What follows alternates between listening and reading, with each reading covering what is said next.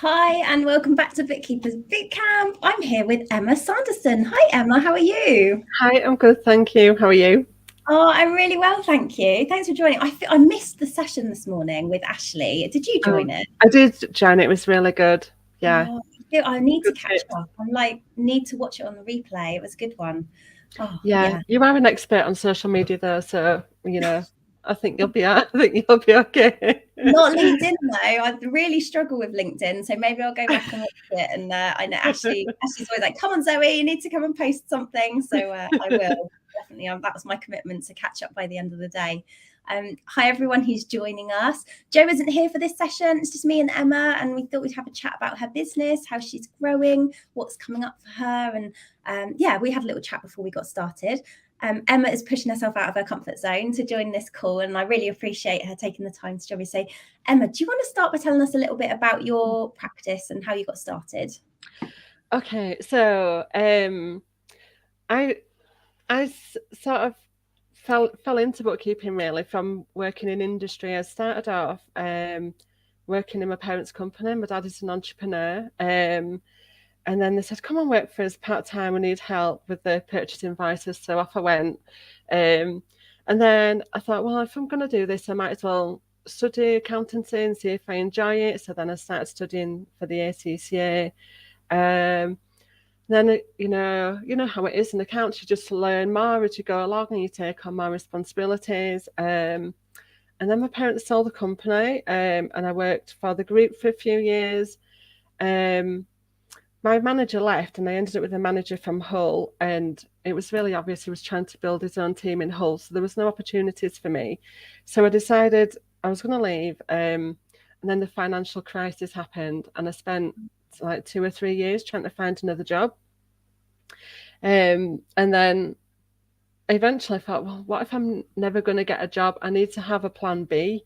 And I was at the sandwich shop one day and I saw this advert from a bookkeeper for clients. So I approached this bookkeeper, said, do you want any help with bookkeeping? She was like, yeah, come and work for me. So I went to work with her for a bit. But because she was a mum and she worked from home, it wasn't enough hours for me. I wanted something full time and it was too slow. And then I eventually got another job. I finished the accountancy. I finished like the level 3. I actually left the company. So I can't stand this anymore. I finished the exams. Then I did go back to work for them in a temp role as a sales internal auditor. And then I got a few more jobs. The last job that I had in industry, I was pregnant when I started working there. And when they found out I was pregnant, they made me redundant. And so I appealed. You should never really annoy a pregnant woman. So I didn't take it very well. Googled solicitors, rang the first number, and then I got like a tribunal company that came in and did the tribunal with me. I won my job back. But when I returned to work, they were really horrible to me and constantly complaining. I was working flat out all the time. I couldn't. I asked if I could have half an hour lunch and leave half an hour early, like still working full time. They said no, like just on my back all the time. It was really stressful. So I left there, and then at that time, my sister was running a care home, so I went to work in her care home as a finance officer. Um, and then after my second maternity leave, I decided that I would try and get a practice license. So I found a job in practice as a bookkeeper. They offered to train me up. But then I ended up spending all of my time just doing bookkeeping jobs. I had like a different job client every day, a different deadline every day, all going all over the place. And they didn't offer me the training. So I thought, well, there's no point in me being here. I might as well just be self-employed and do this on my own and my own terms. So that was when I kind of decided that I was gonna like be a serious bookkeeper and like try and make a proper business of it. But three of the 4 clients that I used to go out to visits to on site wanted me to carry on doing their bookkeeping, so they became my first clients. I've still got 2 of those clients now, but the third one, it was really bad because I didn't have a contract. I'd not set any boundaries, and there was tons and tons of workers charging them £15 an hour. And I was working flat out constantly in this business, doing way more than, you know, what I should have been doing. And I was completely burnt out. And eventually, like I hit like my bookkeeping rock bottom really, because I was sat in this job. I can't really talk about it because it was like it's confidential really, but I was sat in the office at 6:30 at night. The lights were off because there's a lot of money in the building. I was worried that, you know, someone would come in and I'd get robbed. So I was sat there with the lights off on my own in the office. And I didn't know what to do. I didn't have anyone to turn to. I had to ask my mum and my husband for advice. I spoke to the accountants. They didn't want to know. And I just felt really alone, and I didn't know what to do. So I ended up resigning. But it was about 6 months before I actually left there.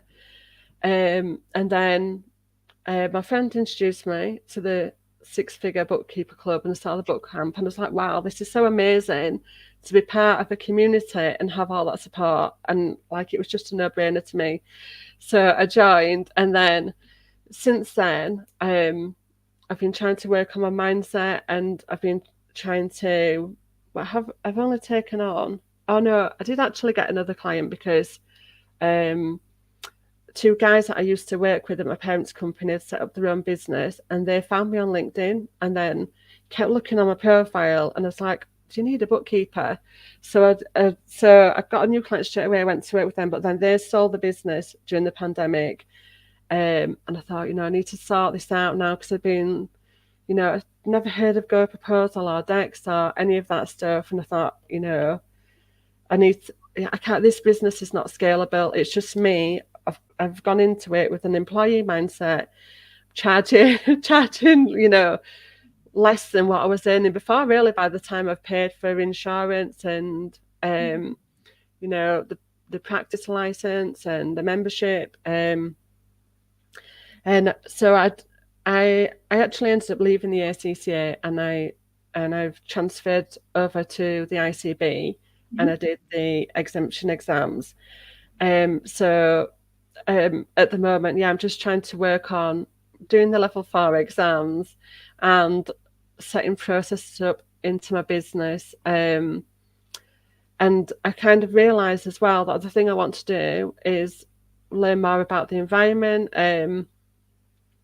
I wanted to be like an environmental thought leader or something. And the next step was really to study part-time for a degree, which is something I've actually wanted to do for quite a while. I even signed up for a degree a few years ago, then I backed out at the last minute.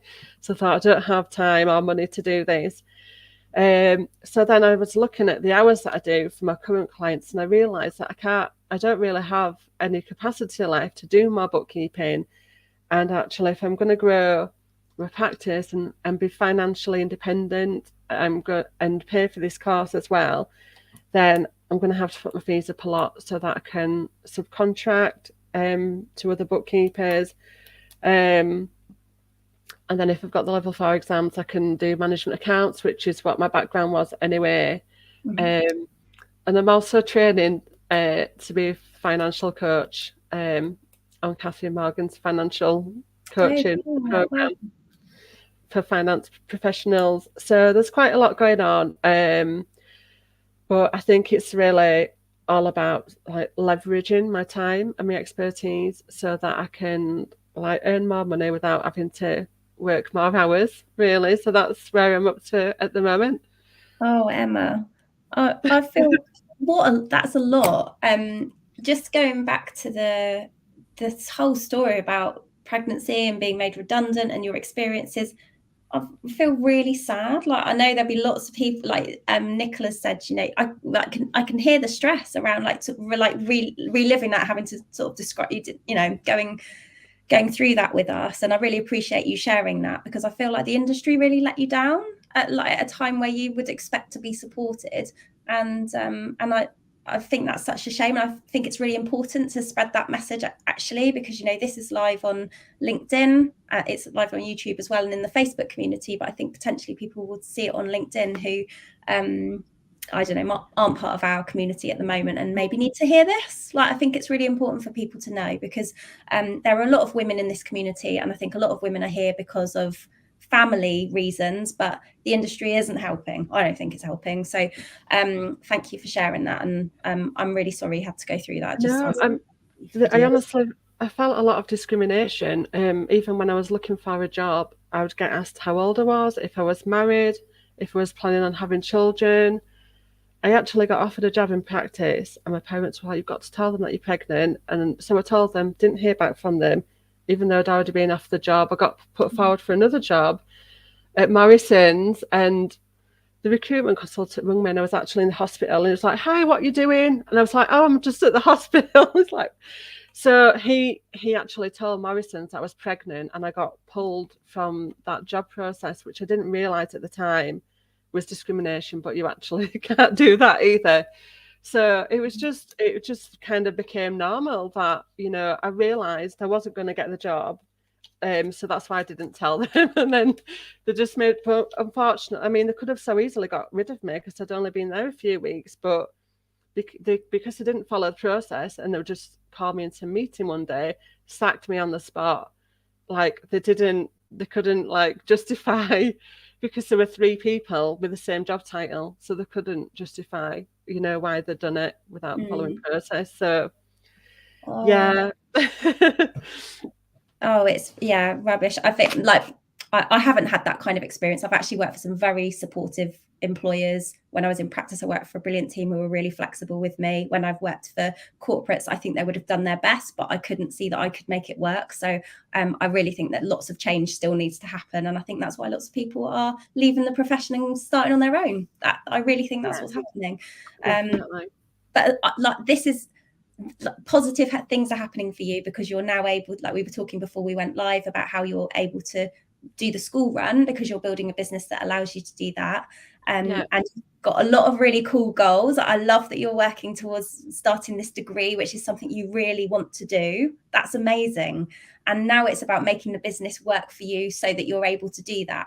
So at the moment, sorry, we haven't even asked you, what's your business called? It's called Easy Bookkeeping, EESI. So it's like based on my initials. Emma Sanderson. Yeah. So at Easy Bookkeeping, you've got a lot. How many clients have you got at the moment? I've got 7 clients. 7 clients. One is my mum. I love that. When they announced that I was going to be a bookkeeper, within a week, my mum was like, "Well, you can do my books," and then my sister's like, "Well, you can do my boyfriend's books as well, because his ex-wife is doing them, and I don't really like that." So within a week, I had 2 clients, and they're still my clients like today. So for 10 years. Then have the 2 clients that I picked up from working in practice, and then one of them is actually 2 different companies, so that's 5. And then I've just taken on a new client, which was from a Facebook referral. And I have a free client, which is kind of some market research that I started doing last year. So but apart from the free one, they're all VAT registered limited companies, and they're all bookkeeping roles, apart from the 2 clients that is basically the same people. I report to a chartered accountant, so she checks all of my work, and because she's reviewing it, I can do management accounts. So that's quite nice for me, because I get to do the management accounts as well. Okay. And then in terms of those clients that you're working with, one of the things you mentioned to me is about you want to find the time to be able to study, right? And this course that you're starting is going to have a cost attached to it, and you'd love for the business to pay for you to be able to do that. And I think that's an amazing goal. What are the pressures on you in the business at the moment, in terms, like, have you looked at your pricing? Like, is that possible at the moment, or is there something you're working on to change your pricing? So I think that I first looked at my pricing properly was when I started the boot camp, and you had like a price masterclass where you worked out, you know, like did a conversion. I can't remember how you did it now. I was Yeah. doing We talked that. about what you needed to earn and working it back. Yeah. Yeah, and it worked out at something really ridiculous, like £12 an hour or something. I was like, God, this is not good. I'm going to have to work on this. When I first started out as a bookkeeper, I charged £10 an hour, and then it went up to £17.50. Then it went up to £20, and now my minimum price is £25 an hour. But with inflation this year at 9% now, that's already £2.25 just on that £25 an hour. So I'm trying to get my prices up to £35 an hour and have that as an absolute minimum. But I've also signed up to Go Proposal. So the last client I took on, I went through all of Go Proposal and the Go Proposal Pricing Academy. And then I did a VAT review. It was for a construction industry client. So it was like a VAT review with CIS, and then I took out Zen and Connect, and I factored in a multiple for the bookkeeping health score as well. So I thought, I'm going to go out to this client, and if the bookkeeping's a mess, it's going to take me ages, and I'm going to lose money on this job. So I charged £255 to do that VAT review, and it took me 5 hours. So that was like £50 an hour. But it was a hard day because the VAT was due that day. Right. And I kind of felt as well that when I put my prices up, that I had to level up myself and start, filing the sharp edges off of my business, because if you're going to charge a premium, people expect a better service than, if you're just going to rock up and, charge an hourly rate. So, and the other good thing about Go Proposal as well was that you have to, because with Oversweet, you have a service schedule for every single job. So this client was like, well, I want you to check my bank rules, and I want you to do my bank reconciliation. I want you to do this. And then when I itemized it all, it was like, oh no, that's too much money. I don't want to pay that. So in the end, even though I'd already kind of in his heart it'd been sold over on the service, I couldn't really get out of him exactly what he wanted me to do for the price. And that's why I ended up taking everything back out. And I said, I'll just do this VAT review for you. And then he'd say, well, what's the point in you coming over if I'm going to have to sit with you? And I'd be like, yeah, but you just said to me that you want someone to manage your business. So how they're going to do that if there's no visibility of the accounts, no one can see what's going on. So it's given me like a lot of structure, and I was able to walk away from that job knowing that I didn't have any obligation, and he wasn't going to just ring me up like, can I just ask you about this bank rule and that thing and that other thing? Yeah. And, if he wants me to do a VAT review, does he want the bank reconciling, or, does he want zero support? So it's really given me, a lot of structure not to get messed around by the client. And it's meant that I'm in control. Like it's untangled me from all the complications around offering that service. So it's been really good in that way. And also, like I've paid, Go Proposal and Oversweet, which is quite expensive, and then I've paid Zen and Connect. So even though it sounds like a lot of money, and I also did I went out, did the proposal, that was 2 hours, and then I did an hour of admin. So if you include the unpaid time, then that's already £35 an hour, and then you've got the software overheads on top. So it was actually really cheap. I couldn't have done it for less money. And obviously, if you have more clients and it spreads out the overheads a bit more, but yeah, it sounds expensive, but when you break it down to how much you're going to get left with at the end of the day, it's actually quite cheap, really, when you think about it. I think this is the thing with a lot of the tools that you use to build your business, right? Like a lot of the times we think about it as an expense, like an income or an expense exercise. What really a lot of the time it's you're investing in an asset, which is then going to pay you again and again and again. Because when you bring something in like Go Proposal, you invest in your training, something that's going to help you develop yourself, that is then going to bring dividends again and again in your business. And I think it's moving away from the idea of like profit and loss accounting when we think about these things, to like thinking about your balance sheet and like bolstering your balance sheet and bolstering your business as a whole.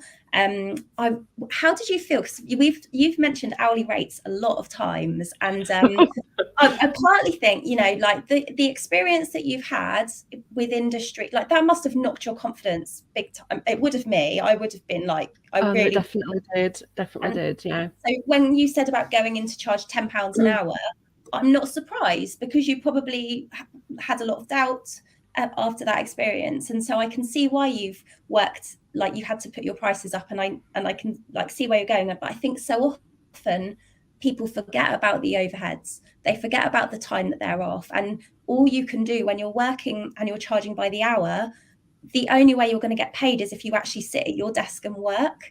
But actually the client doesn't really care about how many hours the thing takes you to do. What the client cares about is that it is done and they've got the information that's going to help them to grow their business. And it's about changing that sort of mindset around what we're working towards. So when you priced in Go Proposal, because you still worked it back as it took me this many hours, therefore this is what the hourly rate was that I charged. I love that. Can you see, like, how do you feel about moving to like fixed pricing or outcome results based pricing for services? You see that shift happening? It was really difficult, actually. And one of the things that I really struggled with was actually just investing in Go Proposal, and it's literally taken me more than a year just to even invest in it, and the practice management software as well, because I kept coming back to this idea of, I'm going to be paying this cost for forever. What's going to happen if I don't get any clients? What if I lose all my clients? I'm going to still have to pay for the practice management software for 6 years. And it just felt like a really massive commitment. And then I had to really look into, you know, why did I even want to grow a practice? And really question my mindset on why I wanted to do that. And it came back to really that I wanted to do this environmental thing. But then as soon as I realised that was the thing that I wanted to do, I knew straight away that I had no time left and I had to put my prices up. And then it became like obvious that it was the only way that I was going to be able to do it, because I had to have systems in place to, you know, to be able to delegate work, because I just do everything's in my head and in my diary, and you know how it would just be complete carnage if I tried to outsource now. So that's why I've started to do it now, because I know that I can't take somebody on unless I can get my fees up a lot more, or I'm just not going to have, it's just not going to be worth doing. So so are you going to go through a process now of repricing everything? Yeah, so one of the clients that I got from practice, he was on £20 an hour. He went up to £25 an hour, and then I moved him onto a monthly rate. So he now pays up front on the first, but I didn't have Go Proposal then, so I just pulled a figure out of the air that I kind of energetically felt for it. So, and it felt like a stretch at the time, so I started charging him £140 a month. And he's actually a Peter client, and I used to do his VAT return, and it would go in on the 7th, you know, literally on the day of the deadline. So then I would then invoice him. So that's like 5 months into that return starting, I'm getting paid for it. So he now pays me like on the 1st of every month. So he had to pay me 3 months worth of work for 2 months running just to get up to speed with that change in pricing. And then, because he's quite laid back, and he was like, oh, I'm not bothered if we have Sage or Zero. And I was like, oh, well, let's move on to Zero then, because you can be my first Zero conversion. So but I'd not priced for that, not included it in the pricing, and he didn't sell anything during the pandemic. So when I looked back at what I charged previously, it wasn't very high, and now he started selling. There's a lot more volume. I've not really taken that into consideration. I did the zero conversion. I thought, oh, it won't take me very long. It took me quite a long time. So I had to ring him up, say, really sorry, I'm making a massive loss on this. I'm going to have to invoice you. So I did, because I didn't want to take the piss. I just said, look, I'll just charge it all on £25 an hour. So it was like £140 a deposit, and I just billed him for the rest of it. But then I looked at how much bookkeeping was taken, and I should make more money. But when I ran him through, the other thing was when I put him onto Zero, I was like, oh, there's a lot more transactions than I thought there were. It just, in my mind, it felt like a much smaller job than it actually was. I was like, oh. So then, like on Go Proposal, it's probably going to be double. But because I've just put it up, I'm going to wait till September when his new year starts, and then move him on to Go Proposal. So, and then one of my other clients, I do charge them, like I do with that review. This is my sister's boyfriend. They're not together anymore, but I still do the books. So I trained up the director's daughter to do all the bookkeeping, because when I went into practice, I knew that I wasn't going to have time to do it myself. So I just review their VAT return as well. But at the year end, I will like check the payroll, and I'll go through the unreconciled bank items. So I'm going to move that into a quarterly fee, and but I'm going to make sure that it's at least £35 an hour. So even if I'm charging a lump sum, I'm probably still going to calculate it back to an hourly rate and make sure that it's not below £35 an hour, just to make sure. But I think you have to have a bit of leeway in as well, don't you, when you're charging fixed pricing, because you don't want to end up being out. Can you just get Go Proposal to price it for you? Like, can you just use the software and leave the price there? I think for the bookkeeping, it doesn't really have. It does have VAT reviews in, yeah. But I think because I was doing the other little bits as well, it's kind of, it doesn't really fall neatly into it. It's more like, I don't know what it is really. I guess it's like a mini review really, just to check a little bit. So I've kind of had to add my own price into it, and they didn't have anything. They didn't have like a bookkeeping health score thing in, and I thought that was important for a bookkeeper, because you can end up spending a lot of time like trying to get people's accounts up to a decent standard as well.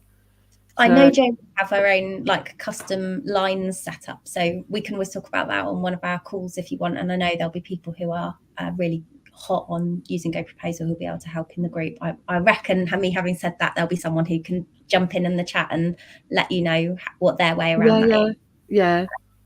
Yeah, I'm just thinking for the long term for you, so that you can have the time to study. It's really, because the thing is, if you're always thinking hourly rate, you need to do the work for you to get charged to charge the hourly rate. So you're always working, and that's never going to give you the time or the ability to bring somebody else into the business. And you want to be able to subcontract that or delegate it in some way within your business to free you up. And I want it to be profitable for you. That's like a non-negotiable, isn't it? So Laura's saying I've had to add custom lines into GP, as all of my clients are quite different. So I think there'll be lots of people who've got lots of things to say about that. So we can have a chat about that, definitely. Okay, so when you think about delegating, like you mentioned about delegating work and getting your systems right so you can do that, are you planning? Have you got like a timeline in mind for when you want to bring someone into the business? So my plan is really to try and form some habits. So like, this is my next book to read, Atomic Habits. Oh, great. So I've realised that I'm going to have to prove that I have got 20 hours a week to study before I even sign up. So I'm going to focus on building the habits to make sure that I can actually do this. Otherwise, there isn't any point in me doing it, because it's just not going to work. So, and then the other thing is with the sales and the marketing, because what I realised was that I don't have any training in sales and marketing. Never done it before. I don't even like social media. I don't even post personal pictures on social media or anything. So I was just trying to be really kind to myself and like realize that it's a new skill that I'm going to have to learn from scratch, and actually how many new things can I learn in one go. So I'm going to focus on up leveling my skills first, and then once I've got some of that out the way, then I'll focus on learning more about the marketing so that I don't feel overwhelmed by trying to do too many things. Then hopefully that if I start getting sales in then I'll already have the structure in place to start outsourcing that work straight away. Yeah. So that I don't have to do it. Yeah, I love that. So getting it ready so that you can Yeah. go, here, this is the way we do this here. Off you go. Yeah. Yeah. I love that. Wow. Oh, I'm really excited for you. I feel like there's so much, like you're working on so much. Like we were saying, we haven't seen you at a session for a while in the program, and it's because you've been going away thinking about, well, these are the things in terms of my systems. Yeah. Amazing. Yeah. You said you've been working on your mindset a lot. What have you been doing? What kind of work have you been doing there? Well, I've started to read a lot of books. Like I know there's quite a lot of avid readers in the Success Lounge. Like this was a book that Kath Vincent recommended, The Unfair Advantage. It's a really good book actually, because it's like doing an audit of yourself for your strengths and weaknesses, and it really does like go through a lot of different angles. Everything's a double-edged sword. And I think like one of my biggest takeaways from this book was they talk about having a minimum viable product. So like Ash Ali, he set up a website for Just Eat, and he said his customers started to complain that his website was rubbish, and he knew that was really good. It was a good thing because they were still using the website even though it was rubbish. So he knew that they had a real problem, and he was able to fix that problem. And I think that's when you're starting out in bookkeeping and you don't have everything set up, I think you need to work from the place that you have to fix the customer's problem. So even though I still don't have Dex, do have HubDoc, but we all know that it's not that great. But I'm still focusing on the outcome. So I can do a VAT review. I can make sure that the customer gets that VAT return done without having all this other stuff all around it. And then I think once you know that you can solve the problem, then you can start to add the bells and whistles and make it, slick, more friction free, and all the other things that you can do to, to really sort of, increase your own status as a bookkeeper as well. So that was one of the things.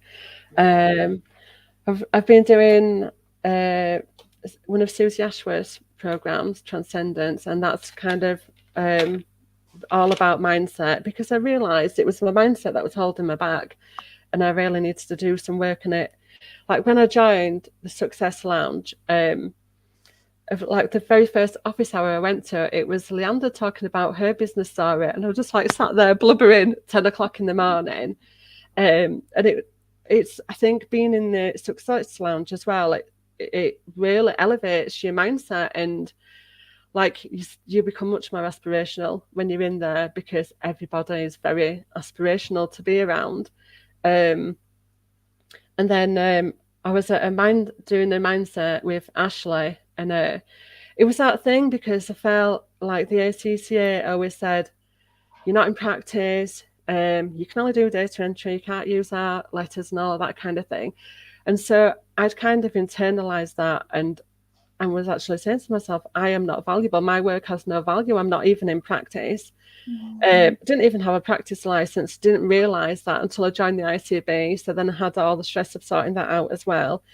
But I remember there was one mindset session with Ashley, and I was starting to cry, and it was because of this thing that I just didn't feel worthy, because of this whole license issue that I'd had with the ACCA. And like I'd left the chat running, I'd left the Zoom running, and I was sat on my sofa just off the screen, and it got to the end, and he was like, Emma, are you still there? Everyone's gone now, come and talk to me. It's like, oh, I love Ashley. I know, it was so lovely. And yeah, and I didn't even realize that I'd started to think about myself in that way, that my work has no value, And I think you kind of need to see other people to reflect back to your own blind spots, because you just never see them on your own. So I was going to say something else then, and I've forgotten. So I've been working on my mindset. I feel like I've lost my train of thought now. Can't remember what I was going to say. Okay. I know you've got some brilliant. I'd love it if you wouldn't mind like sharing some tips for people. So if anyone's like really struggling with their mindset right now, what would you say to people that they could do or change about today, even, and to help them take their businesses to the next level, or to feel like able to move forward? Yeah, so that's what I was going to say actually. It's about like the first thing that Susie Ashworth said was, you've got to forget about the timeline, because it's really easy to think, oh, I want to earn 5k this month, or I want to earn 10k this month, and then when you don't earn it, you feel really contracted because you haven't earned it. And businesses aren't linear like that. You're not an employee anymore. You're not going to take home a wage packet at the end of the month. And the other thing is that it's not, I think a lot of us think that it's going to be overwhelming to earn a lot of money, because we're going to have to work so hard.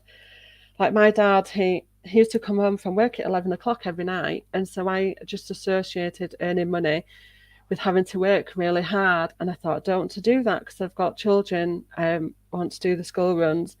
And that's actually a limiting belief. So you have to think about, working smart, and just set yourself a goal. Like I said, I'm going to earn 10k a month, and then you just forget about it, because you don't know when you're going to hit that goal. It's not linear. It could be next month, it could be in 10 years, you just don't know. But you don't need to work harder, but you do need to work smarter, So I think, and the other thing is, when you go into being self-employed, you might need a runway. You might not be able to earn the money straight away. So it's a good thing to think about. Are you going to need a runway to start your business? Because there's a lot of things that you can do before you even start marketing. There's so much you can work on. So like one of my top tips was to be really kind to yourself and celebrate every small step. Because we tend to, when you berate yourself, like I berated myself for ages about not being visible and not being on social media, and you can't grow a business if you feel contracted, and you've got to be in a open, expanded, creative state to actually create something. And when you're constantly criticizing yourself, you're not in the right frame of mind. So you have to be really kind to yourself and celebrate every small step. And so for me, one of my big hurdles as well was not knowing my why. I didn't know why I was doing it.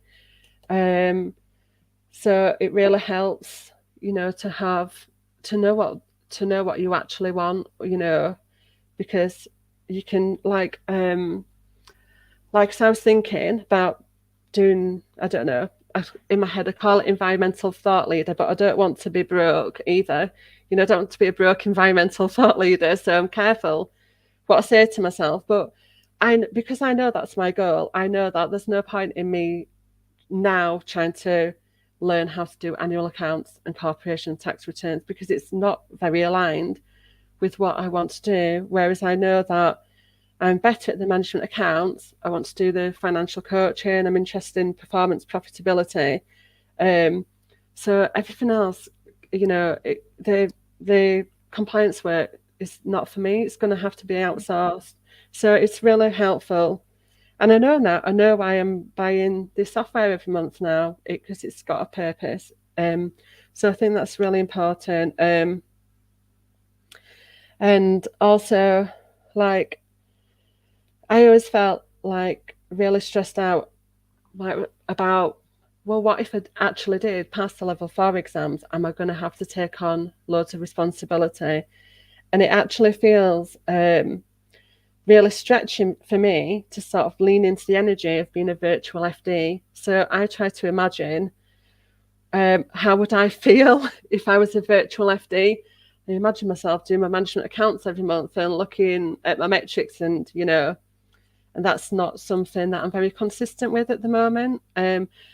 But if I was a virtual FD, I would definitely do that. So that's something that I have to do now, because I have to sort of, I call it aligning myself with the energy of being a virtual FD, that I am going to act like a virtual FD right now, even though I'm not one yet, so that I can then grow into that space. Who do I need to be, isn't it? If I want to be that person in the future, who do I need to start being now? Yeah. Because it's about taking action in the now, isn't it? Because that's the only time that you can't change the past or the future. The future never happens. So if you're always thinking, well, I'll do this next week, next week never arrives. So unless you do it right now, then it's not happening. You're not making it a reality. And I think because I am somebody that likes to run multiple projects as well, I can get really stuck if I can't do one little thing. Whereas if I think, well, I want to do this right now, and then actually get up and go do that thing right now, I've been able to become more productive by not getting trapped into, I have to do this thing first before I can do that next thing. And that was really helpful to me, because I don't think I'm a very linear person that way. I like to do multiple things. But I think when you're doing a business, it is kind of like that anyway. So, it's better to take action, isn't it? Rather than it's better to take imperfect action rather than take no action, because it's not perfect.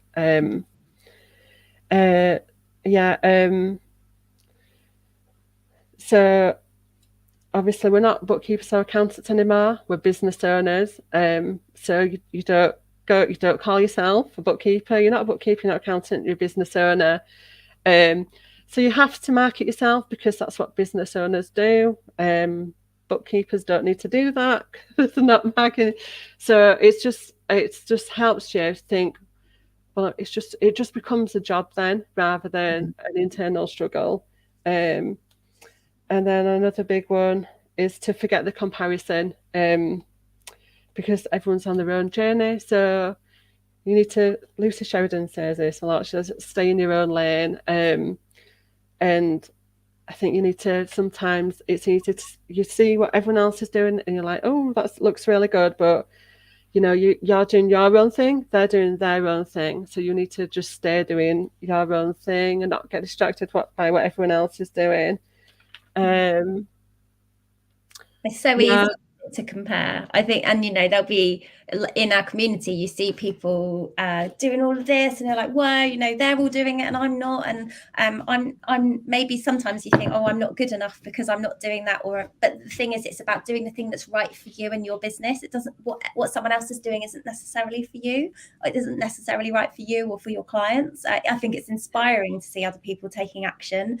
But sometimes it's just good to acknowledge, oh, that's cool, they're doing that, right, let's get back on to do what I'm focused. You can get dragged into the comparison, and then you start to feel really contracted and down about yourself, which it's stopping you creating and being in that open, expanded state, which is where you need to be. So I mean, I actually at one point I just got rid of, I feel a bit bad saying this on here, but I called a load of bookkeepers, because every time I went onto Instagram, every time I went onto LinkedIn, that's all I was seeing. And I was like, this is really unhealthy. I need to just get away from this and not see it every single time I go onto social media. And it was nothing personal against anybody. I just felt I know what you mean. If there's something coming up and you're like, I don't need this, or it doesn't feel good or anything like that, you don't need to. No. We're all friends here. Like no one's going to be like, I can't believe she unfollowed me.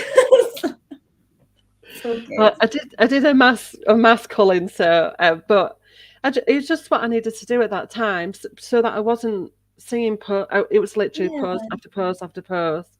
So and it was actually nice just to sort of see outside your own bubble, because you can get caught into your own bubble, can't you, that way, if you're just seeing And obviously no one else in the real world like follows 100 bookkeepers. So yeah, and then it's just about having a heart-led business. If you genuinely care about your clients and their outcome, then that shows in what you do. And it's perfectly fine to have a heart-led business. In fact, it's probably better in this day and age of personal branding. So it's actually an advantage, in a lot of ways as well. So I love that. I love that. That's it. Oh, Emma, thank you so much for coming on and sharing that. I feel like there are loads of Emma top tips. Like we should have like a handout. I don't know what I've done with it actually, but when James Ashford released his book Untapped, he sent me this poster. I think a few people got it with like lots of quotes and things. I feel like there's an Emma poster that needs to happen now. I feel like they should be on the wall. So, that's happening. Thank you so much for joining us today. It's been really nice to hear your story and get to know you better. And thank you for having me. Everyone's been thank you for watching as well. Like they all are sending so much love over. So yeah, thank you for sharing that. And how is best for people to connect with you if they want to find out more about what you do? So I'm only on LinkedIn. So I just have a one social platform strategy at the moment. So just Emma Sanderson on LinkedIn. So you can connect with me on there. Yeah. Wonderful. Thank you. And for everyone who wants to find out what's coming up next, we are going to be here this evening. We're speaking to Karen Kennedy and Emma James about their practices, and also going to talk about how they're pricing. So come back and join us. If you've missed any of the sessions that we've been running, you can catch them all on replay. They're in the Six Figure Bookkeepers Club. You can go to guides at the top of the Facebook group, and you can watch all of those. So do catch up if you've missed them. We had a really good, intense and quite long session last night where we were talking about pricing and the results of our pricing survey, and Emma's been talking about hourly rates a lot, and we were talking about what the results of our survey were in terms of what bookkeepers are charging who have been in our membership and aren't in our membership, and there's quite a big differential. So if you were curious about pricing, go and have a listen to that, because I think it was an interesting session. Thank you so much, Emma. Thanks everyone for being here. Thank you. Back later on. See you at 8 o'clock. Take care. Bye.